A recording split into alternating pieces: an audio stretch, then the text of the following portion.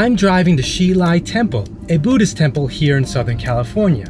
Buddhism is about liberation from worldly suffering. The monks there renounce the world. They renounce material pursuits devoted completely to spiritual practice in the monastic life.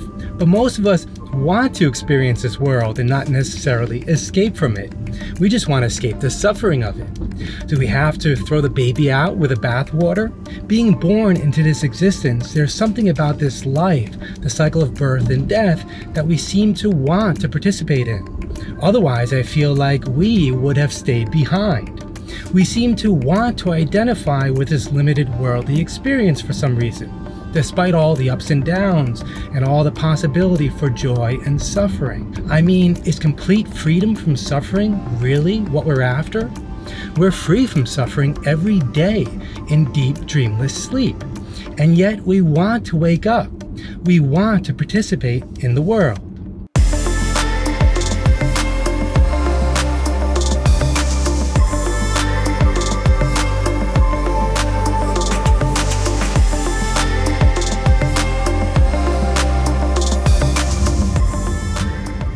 I'm mostly studying Vedanta lately, but both Vedanta and Buddhism would agree that it's identification with our personal and limited egoic selves that's the root of suffering. The Buddhist tradition is about freedom from being attached to this illusory, empty self. Its focus is on awakening or enlightenment. And most wisdom traditions are about this. They're not about enhancing the self or personal development or worldly pursuits toward happiness. They're about detaching from the illusory self and its pursuits. They're about realizing a deeper reality that's inherently complete and fulfilled, and therefore free of suffering. And here's where my struggle lies between personal development and spiritual development. It's the apparent dichotomy of developing a more positive mindset for positive outcomes in life, the whole law of attraction thing, and in becoming free of needing positive outcomes in order to be happy, the spiritual teachings of wisdom traditions. Is it possible to be as detached as Buddha and still have worldly pursuits, desires, and ambitions? Can I reconcile the two? Or, if I focus exclusively on spiritual life of seeking happiness within, is a permanent and unconditional happiness or enlightenment even possible?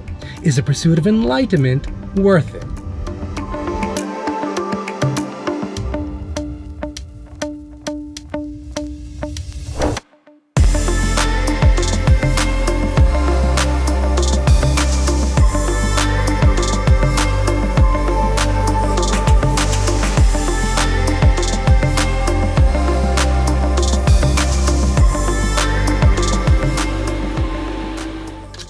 If you've been watching my videos, you may have recognized the dichotomy between my belief in the law of attraction and my traditional spiritual beliefs. One is about getting what we desire, and the other is about relinquishing attachments to desires. And they can be hard to reconcile. But I think I'll keep up these two general themes to my videos, these two approaches to happiness, because from what I can tell, they don't have to be mutually exclusive.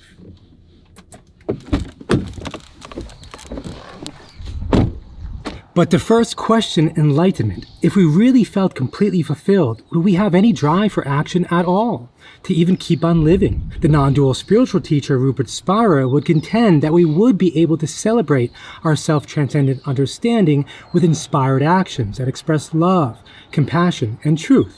But would that really be so with enlightenment, a state of permanent peace and fulfillment?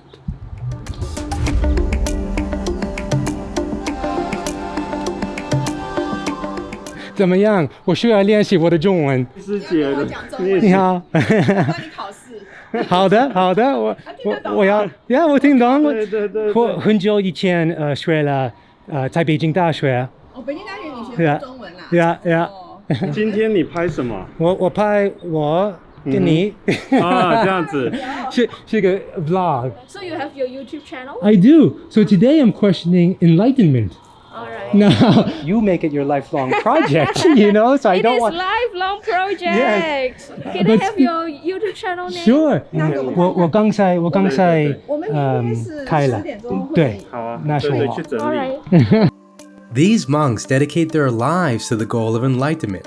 What hope do I have? But even if we don't physically renounce the world as a monk or an ascetic, we may still be able to mentally renounce the world through spiritual practice. But why should we be so diligent in pursuing a perfect state of enlightenment? Why practice such austerities as these monks do? Why not just go for complete hedonism, to seek out one gratifying experience after another? Well, there's a whole impermanence thing, so that may be a recipe for disaster. And even if we can get good at it, most of us aren't fortunate enough to have those types of gratifying experiences come so easily. On a whole, most of us aren't completely satisfied with our life conditions and experiences. We argue that we'll be happy when we finally get that job, or that perfect partner, or that house, or that amount of money, etc. So to argue back, we could ask, why defer our happiness? Why not be happy right now? Why not go for an unconditional happiness right here and right now, no matter what the circumstances? We may not be able to do it all the time, but we should try. And spiritual traditions like the one here can help us transcend the ego to realize this unconditional happiness. But both conditional and unconditional happiness all the time isn't easy to come by. Being established in complete peace and happiness, free of all distress and suffering, is what enlightenment or nirvana is said to be. Now, Buddhist and Vedantist traditions give us lifetimes to achieve this. But even so, how many enlightened beings can we claim in history? If we can guess at who's been enlightened, we've got Buddha, Jesus, Krishna, Sri Ramakrishna, and in more recent times, we've got Ramana Maharshi, Leo Gura. There doesn't seem to be that many. There aren't many reports of enlightenment. So I'd have to question if this imperturbable and unconditional happiness is even possible. Now, Buddhism doesn't make positive statements about absolute reality, and instead calls it emptiness or void, and arrives at realizing it through a process of negating mental constructs of reality. The teachings are very careful about not giving our minds an excuse to cling on to any ideas of reality. And yet there are scriptures that talk about the primordial Buddha nature, whose quality is emptiness, being within everyone. There's also the clear light of the mind. In association with its empty nature, our minds are said to be inherently clear and luminous, free of afflictions. And just like in Vedanta, the problem is that we don't realize it. We therefore struggle and suffer. Now, teachers like Rupert Spira would claim that the Enlightenment experience isn't anything extraordinary, that it's immediately and effortlessly available right here and right now. But the more I study these teachings, the more I realize that there's a difference between understanding and knowing. We may be able to conceptually understand the reality of our true nature right now, but to genuinely believe it, to know it with 100% certainty, that's a different matter. It's about being established in the understanding, as Rupert would say. It's about making it a living reality. And I'd have to contend that's what takes time and practice. So along the way, why not get a limited form of happiness that can be had with positive thinking and personal development? Why be miserable on this path to enlightenment? Why not try to improve our life conditions as much as possible while on the path? Now, the reason against it will be that the ego gets in the way. If we become too attached to our egoic desires and indulgences, it could impede our spiritual progress. But what if we can live our daily lives the best we can, training our minds to think positively and achieve positive outcomes, while also practicing spiritual detachment from those outcomes? Is that possible?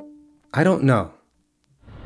Being at this Buddhist temple, I'd have to say a middle way must be possible, striking some sort of balance between worldly pursuits of happiness and spiritual pursuits of self-transcendent, unconditional happiness. At least that's what I'm trying here, and that may be the best we can do on this spiritual path. Like and comment if this resonated with you, and subscribe below to follow me on my journey. See you next time.